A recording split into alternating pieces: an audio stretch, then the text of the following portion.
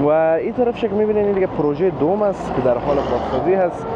این سرکش دو طرفه قیر انداخته شده، منظور از این که هر دو لایه انداخته شده و لایه سوم هنوز انداخته نشده. در طرفی که میگه دوستان عزیز این راه را بند نمیکنه، ما هم میخوایم بریم این طرف، از اینجا میریم موتر گلپوش از دوستان عزیز که سر صدا را انداخت. این طرف هم دوستان عزیز ناحیه 17 شهر کابل است که مربوط شارواله کابل میشه.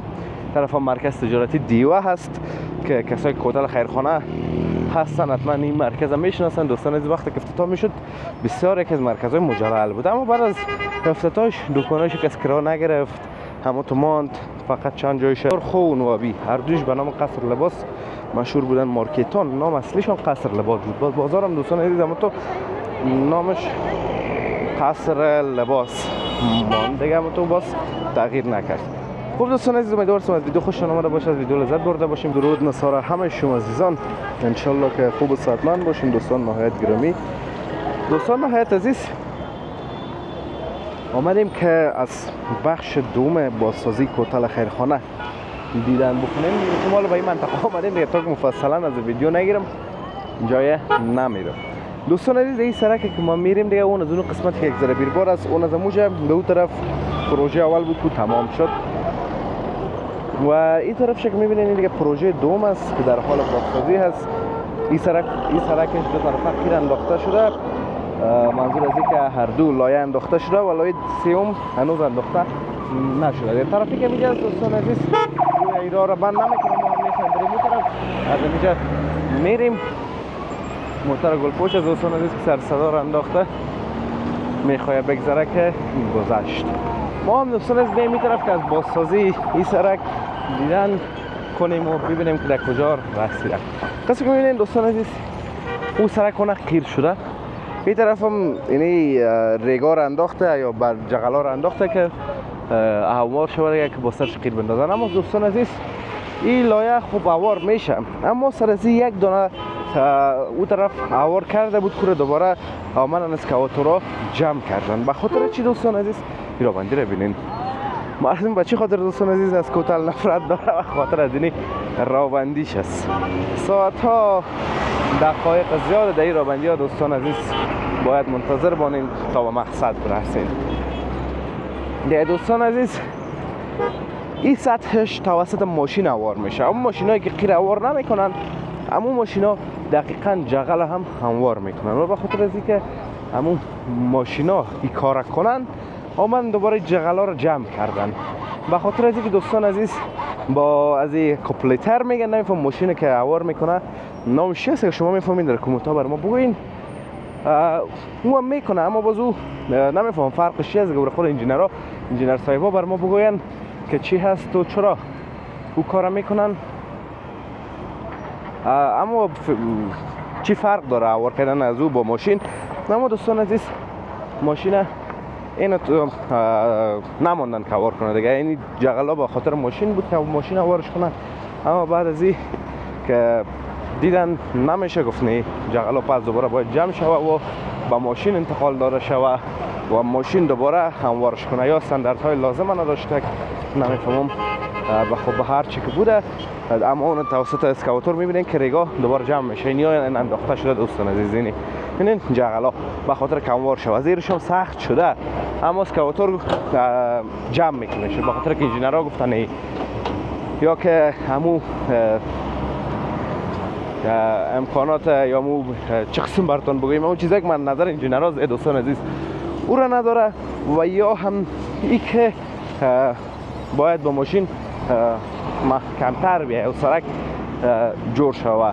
در دوستان عزیز این یارم کلش اسکواتور این جمع کرده دیگه رفته. این موترهایی را که دیدین منتظر بود که اون موتر دیگه پر شوه و یا برن زیر بیر اسکواتور و پر شون. اون موترهایی که طرف استاد است و هم دیگه منتظر هستن که موترها پر شون و بعد نوبت از اینا برسه.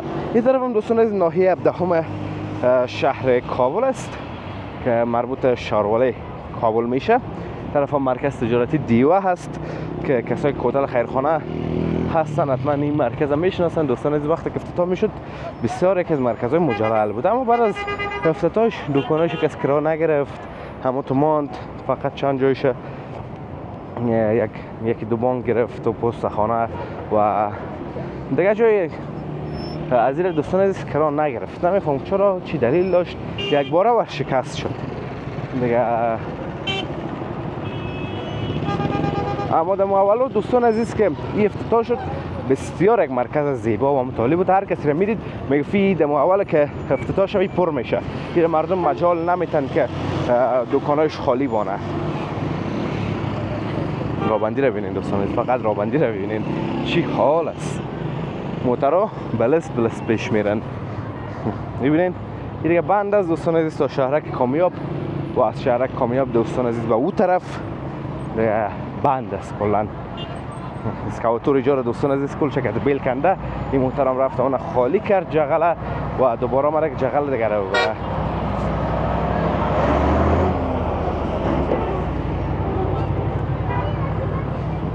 اون اطفال دوستان عزیز آب میفروشن، اون یک دو تاش اسپند هم میکنن، اما فروش ها دیگه باز زیاد هستن. بچه های هستن که آب میفروشن دیگه.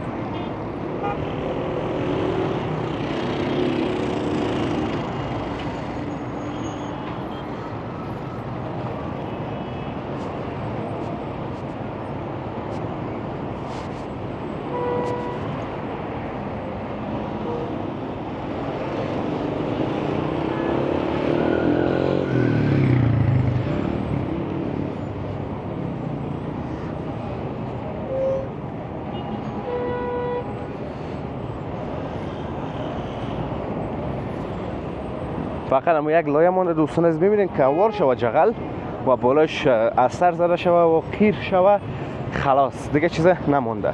این دوستان عزیز شهرک کامیاب است که یکی از شهرک های مهم و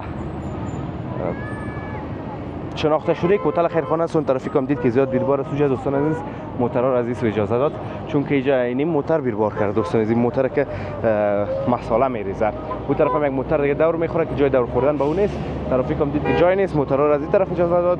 کانال بسیار یک خاکباد بزرگ دیگه پخش میکنه و بلند میکنه خاک. اون موتر رفت دیگه، ترافیک باید بند کنه شه. هرچند دوستان عزیز توسط همین شرکت ساختمانی، توسط از این موترهای بزرگ سرک آبپاشی میشه روز یک بار روز یک بار یا چند باره، اما آفتاب از دیگه خشکش میکنه و او آب دیگه نمیمونه و خشکی نمیمونه.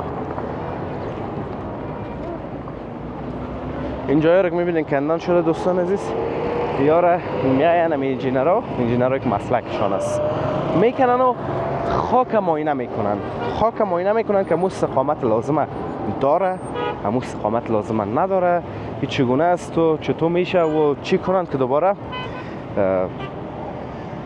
همین سرک به مو استانداردهایی که داره برسه. بعد از اینکه باز معاینات تکمیل شد اجازه پرکاری لایه بعدی داده میشه و بعد از اون باز دوباره چک میشه تا که به اندازه کافی سرک پر شود و به ریزی آماده شود. خب دوستان این سرک به این طرف دیگه، اون سرک دیدین که چقدر پر شده شکردی و اون طرفش هم که ریزی شده بود در ویدیوی جداگانه براتون پخش کردیم و آپلود کردیم، دیدین. اگر ندیدین دم لاست ویدیو برین، همونجا موجود است، میتونید که بیننده باشین. طرف دوستان عزیز بازار کوتل خیرخانه است و همچنان قصر لباس دیگه برش میگن به این بازار. این دوستان عزیز یعنی سرخ و نوابی هر دوش به نام قصر لباس مشهور بودن. مارکتان نام اصلیشون قصر لباس بود. بازار هم دوستان عزیز اما تو نامش قصر لباس ماند دیگه، اما تو باز تغییر نکرد. خب دوستان عزیز امیدوارم از ویدیو خوشتون اومده باشه، از ویدیو لذت برده باشین. ویدیو رو لایک کنین، در کانال همچنان سابسکرایب کنین تا ویدیوهای بعدی همتون به الله متعال پاک و بی‌نیاز میسپارم. روز و روزگار خوب خوش داشته باشین و در پناه الله متعال باشین. الله حافظ و مددگار همتون.